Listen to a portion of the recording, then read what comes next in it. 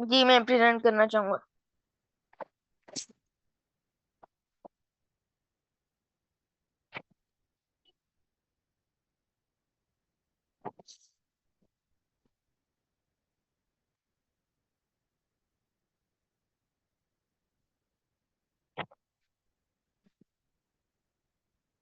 Hmm,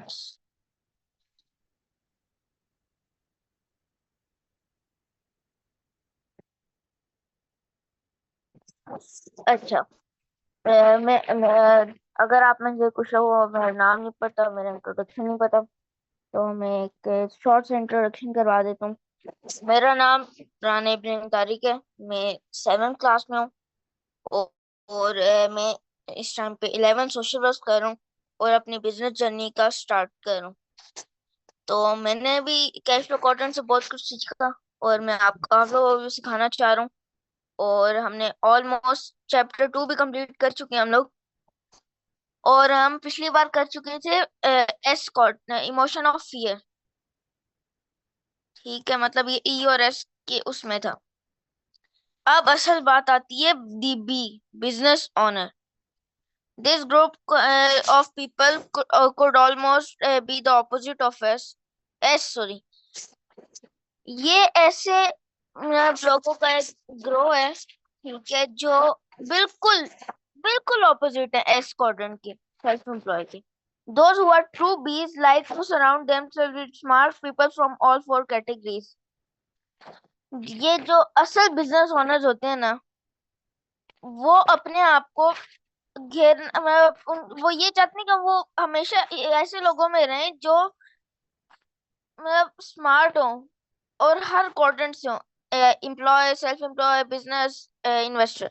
unlike cash who doesn't like to delegate work, no one can do it better. मतलब S की तरह नहीं कि वो डेलीगेट नहीं करता वर्क, ठीक है। मतलब एक टाइप से वो, because no one can do it better, ये उसकी एक लाइन है। आप लोग पिछले पढ़ ही चुके होंगे। The B likes to delegate. और मतलब बी जो क्वाड्रेंट है वो डेलीगेट में अप्रिशिएट करना, हम इसे कह सकते हैं इसका meaning. The true motto of B is why do it yourself when you can hire someone to do it for you and they can do it better. ये होता है एक बिजनेस ओनर की सोच। आप खुद क्यों करें, आप खुद बिजी क्यों हों, आप फ्री हों और किसी और को हायर करें ताकि और वो आपसे बेहतर भी कर सकते हैं, ठीक है, और आप फ्री रहें। Henry Ford fit this mold. As one popular story goes, a group of so-called intellectuals came by to condemn Ford for being ignorant. मैं इस अगर हम इस पूरे स्ट्रक्चर को देखें तो हेनरी फोर्ड कंपनी के, आप लोग बहुत से लोगों को पता भी होगा। इन्होंने इनकी एक बहुत पॉपुलर स्टोरी है। एक ग्रुप आया था इनके पास, सो कॉल्ड इंटेलेक्चुअल्स, ठीक है। केम बाय कॉर्डन फोर्ड, मतलब एक टाइप से आप कह सकते हैं कि रिलेटिव होगा कोई, या फिर मुझे इसकी इतनी स्टोरी का पता नहीं है, मैं आपको स्टडी करके अगली क्लास में इंशाल्लाह बताऊंगा। ये मुझे लगता है रिलेटिव ही था कोई। फॉर बीइंग इग्नोरेंट, मतलब उन्हें इग्नोर कर रहा होगा कुछ इस तरह, फैमिली मैटर्स हो गए होंगे बिजनेस की वजह से। तो they claim he really didn't know much. उन्होंने क्लेम किया कि अच्छा, वो बेसिकली उसके बिजनेस को ठप करना चाह रहे थे, ठीक है, अब बिल्कुल खत्म। उन्होंने ऐसा शो किया कि हेनरी फोर्ड को बिल्कुल नहीं पता। So Ford invited them to his office and challenge them to ask him any question. तो हेनरी फोर्ड ने क्या किया, उसने अपने ऑफिस में इनवाइट किया उन्हें और उन्हें चैलेंज किया कि कोई भी क्वेश्चन उनसे पूछे और वो आंसर करेगा उसे। So this panel assembled around America's most powerful industrialist and began to ask him questions. मतलब अमेरिका के मोस्ट पावरफुल इंडस्ट्रियलिस्ट थे, वो आए और उससे हेनरी फोर्ड से क्वेश्चन पूछना शुरू हो गए। Ford listened to their question and when they were through, He simply reached for several phones on his desk and called in some of his bright assistants and asked them to give the panel the answer they sought. यहाँ पे उसने जिसने यहाँ शुरू में बात की थी fitness handy Ford fitness mall, उसे मतलब खुद नहीं पता, अब उसका आइडिया था। ठीक है, तो उसने क्या किया, उसने हायर किया लोगों को जिन्हें वो जिन्हें उसने मतलब जिन्हें आता था। ठीक है, इंजीनियरिंग जिन्होंने की हुई थी। ठीक है, जो उसके असिस्टेंट थे, उन्हें उसने बुलाया जिन्हें नॉलेज थी। और फिर उन्होंने उससे कहा, अपने असिस्टेंट को कहा कि इनके जो आंसर्स हैं उन्हें ये बता दो, मतलब बता दो।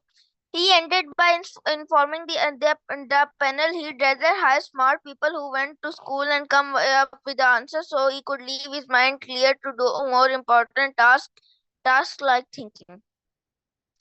मतलब उन्हें उसने पूरे जो आया था ग्रुप आया था, उसने बोला कि वो स्मार्ट लोगों को हायर करेगा जो स्कूल गए और जिन्हें जवाब आते थे, ताकि वो अपने दिमाग को क्लियर कर सके और बाकी काम कर सके, जैसे सोचने मतलब काम, मतलब एक आपसे कह सकते हैं आइडिया एक नया क्रिएट करने का टास्क एक है, वो ये कहना चाह रहे। One of the quotes credit to Ford goes, thinking is the hardest work there is. ये एक हेनरी फोर्ड का बहुत फेमस कोट है, thinking is the hardest work there is. ठीक है, मतलब थिंकिंग जो है वो सबसे हार्डेस्ट, सबसे मुश्किल काम है। आइडियाज ऐसी बातें ढूंढना मतलब मार्केट को देख के बहुत मुश्किल मुश्किल काम है। That is why so few people engage in it. इसी वजह से बहुत कम लोग इसमें इंगेज होते हैं, मतलब इसमें शामिल होते हैं। तो आज के लिए इतनी था। उम्मीद है आपको प्रेजेंटेशन अच्छी लगी होगी, और आगे जाके ये सारा हमें रॉबर्ट कियोसाकी बताएंगे कि कैसे हम भी एक एंटरप्रेन्योर बन सकते हैं। उम्मीद है आपको प्रेजेंटेशन अच्छी लगी होगी।